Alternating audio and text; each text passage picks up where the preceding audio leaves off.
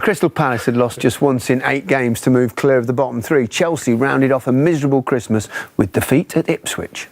20-30 minutes, Chelsea was clearly the better team.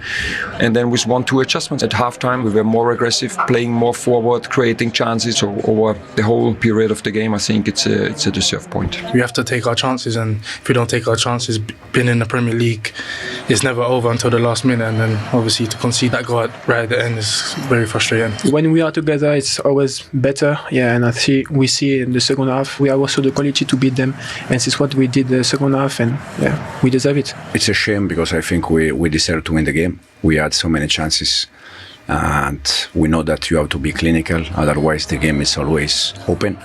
And at the end we concede a goal, but overall I think today we deserve to win the game. Well, that's 4 games without a win for Chelsea. Both Sancho and Maresca kind of referred to a lack of ruthlessness, and they might have a point, which is obviously they got a point. And now I'll point to you. Well, they very rarely play a game where they don't make good chances. And you've got to be clinical to try and win the Premier League. We know that. In the first half today, I thought there was an urgency about them. It was a good reaction from recent defeats. Palace they like to play this 3-4-3, as you know, with the 2 central midfielders, but they kept leaving Palmer, who was the 3rd one of the Chelsea midfielder, in the space behind him. And he's so intelligent. Great ball into Jackson. This is more of a half chance, but that sets the tone. Time and time again, they kept getting distracted towards the two Chelsea midfielders, and Palmer, with his intelligence, always finds this space. Into Sancho, who was superb today, really positive performance from him, looking more comfortable. And eventually what you see is an overload in the box, Palmer finding himself in these great positions and getting the goal. And from there you think, OK, they'll go on. And they did. They go on to make chances, but they didn't finish Palace off. The gaps were big. Chelsea, Neto again here. This is what I'm talking about, being clinical. Just roll it softly for them, to tap it in. 2-0 and everyone can breathe, and then you play. Palace get... what a pass. That's unbelievable. Pass of the day. Yeah. But even here, Jackson does well. He calms himself and then misses the target. So, of course, when you're going in at half-time... Oh, the other thing is game management. When you're winning late in the game, Chelsea haven't done this very well. They're a young side. I've seen it a couple of times recently. It's Fulham especially. Enzo dives in when he doesn't need to. Just keep your position. Then he leaves all that space for Palace to go into. Little switch off from Gusto. Should be an equaliser. Again, things like... Much better second half, Palace. Palace changed. They had to. But Sancho, doing his defensive work, no problem. Brilliant. Don't give it away. Give it back to the keeper. Don't give him the opportunity. This creates momentum for Palace. Now, this is the one. Sanchez, I'm not sure he should be even looking to play out. They're winning the game. They're in the last 10 minutes of the game. Why put him under that pressure? Palmer, yes, he is normally great on the ball, but he shouldn't be coming in there to get it anyway. Gusto's already high and wide. I don't know why. And then they concede. It's difficult for a young group to manage games really well when you don't have the experience and the wisdom. Yeah, that'll come though in time. It will. And 1 defeat now in 9 for Palace. So well done them. Bournemouth were unbeaten in 7. Look at that 10 Eastern window and look at the storylines. What's standing out for you? Chelsea is standing out for me because absolute gangbusters up to a few weeks ago, looking really, really great, absolutely in a title race. Well, they're not now. And maybe maturity of the side. And you look at the other teams that played today. Newcastle won, Man City won, Bournemouth won and Aston Villa won, all chasing down the top 4. So we're hoping to get a title race for the title. I think the Champions League spots is going to be very hotly contested as well. But Chelsea's stumble, it's kind of quite a big stumble now, you know, and not holding on to leads, maybe a little bit of immaturity in the squad. To be expected, such a young team. Do you think Enzo Maresca telling us and therefore telling his team for weeks that they are not in a title race sunk in? Yeah, maybe. I mean, if I'm a player, I'm kind of excited about it. And if my manager's sort of saying stuff like that, then I don't know. I think it maybe gives you a little bit of an excuse or a reason, why maybe we don't play well or win the games that we expected to. So it's what he's done, and now it's kind of true. They're not, but they've got to learn from these games when they should be getting more from them. Tim, what stands out for you? Well, I picked out Everton against Bournemouth and also Tottenham against Newcastle, and I just think I'm going to go with the Tottenham angle because there's so much wrong with what's going on at that club. The run of form, the poor run of form that they're in. They're hit with injuries, but you know what? Every season, multiple teams go through this injury crisis, which is real. But you have to change and adapt. And Ange Postecoglou hasn't changed and adapted. He's doubled and tripled down. He's gotten angrier. We saw that today. starting to go back on things he said, different things about referees. So it's troubling times because I think he's backed himself into a corner now with his tactics, with his antics, and how he manages a team. And I don't see it getting much better. This week they play Liverpool. The North London Derby's coming up. Troubling times for Tottenham. And it was just over a year ago that everyone thought it was all going in the right direction at Tottenham. Hi there, I'm Rebecca Lowe. Andy? Andrew, that must have proved a very frustrating end to the afternoon for you. And what does it tell you about your Chelsea team and where they are at the moment? No, yeah. As I said, I just said that probably we did enough to win the game today. Between first half and second half, I think we create chances enough to win the game. But in football, you need to be clinical. Otherwise, the game is always open, especially in this stadium. Any transition, any corner boost the energy for them. But unfortunately, at the end we concede. But overall, I think today we did enough to win the game. So what does that tell you about?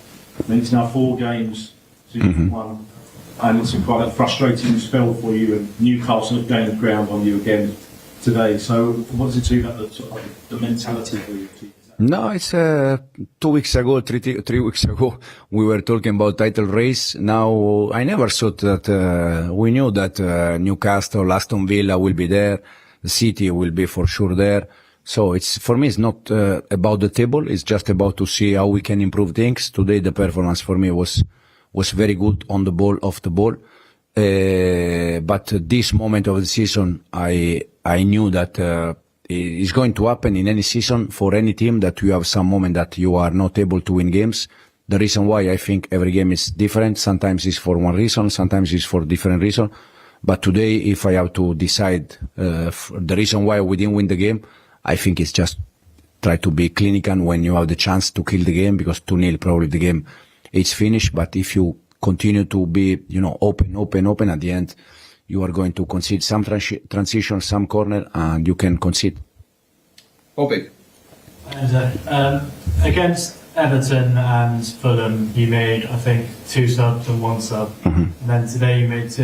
It felt like earlier in the season. Sometimes when we do some change, it's because there is one that is not doing enough, and we change for another one. Or simple, because the one that is playing is tired or is not pressing good. And today, I think the 11 that they were in the pitch, they were all good. Pedro was very good. Jadon was very good. Nico was good. Cole was good. Enzo was good. Moy was good. Josh was good. Make change for change, I don't like. I like to make change when there is any reason why. And the reason why we changed Nico is because he was pressing, was a bit tired, 10 minutes, 15 minutes to go. Mark is fresh, new energy. And exactly the same with the Noni, with Jadon. So this is the reason why. Nizam? Could you tell me about your decision to pick Josh Archibald for his first Premier League start? How brave was that decision? How well did he do? No, for me it was. All the players for me, they were good today. But if I have to decide for one, I think for sure Josh was our best player, because of the age, because it was the first game, and the reason why is because I already said with you many times that Josh for me can be a top player for this club. But he needs the right path, the right moment. With young players, you have to decide in which moment. And we decide today because we saw that he is ready. And today, I think he showed how good he is. Now, again, because the age, he has to slow down, work hard, and take the next chance. Sure you trust him, though, because some people could say maybe you should sign a centre-back. You have 2 injured now. But it shows maybe you trust Josh to be one of the centre-backs. Yeah, even if we don't decide to buy player or sell players because we win or we lose game, or because Josh showed that we knew already that Josh is good enough. But probably with Wes and Benoit injury, we see if something is going to happen. Liam? Fatigue can often be an issue at this time of year, tiredness, with the matches so close together. You've got the FA Cup third round now. Is there an opportunity to get a bit of a refresh? Yeah, for sure. Now, fortunately, they just said me now that after September is the first week that we have entire week now, so we have chance to work this week and then prepare the FA Cup game, and then again with the Premier League. Is it important to see that forward shows tight. Yeah, but that is going to be like this until the end. We can be fifth, or we can be sixth in the table. We can be third, second again, hopefully. But at the end, I think it's going to be until the last 2-3 games, and then when we are right there, we see. Malik? Just on what you're saying about needing to be more clinical, you said something similar apart from the Everton game, even the Palace game at home. What do you do to improve that? Is it a mentality thing among the forwards? No. First of all, I always said that the important thing is to create chances, because if you create chances, it means that you are doing the right things. And then you have to take that chances. I think if you think about Ipswich game, we had again so many chances there. Sometimes it's football. Sometimes you create and you score. Sometimes you create one chance and you score one. And sometimes you need to create 10 to score 2. In this moment, it's like this. What we can do? Try to be even more intense during the week when we prepare the game, even if the intensity or the intention of the players is top. But for sure, it's something that probably we need to improve. Thinking that we are one of the 2 or 3 best team in score goals in.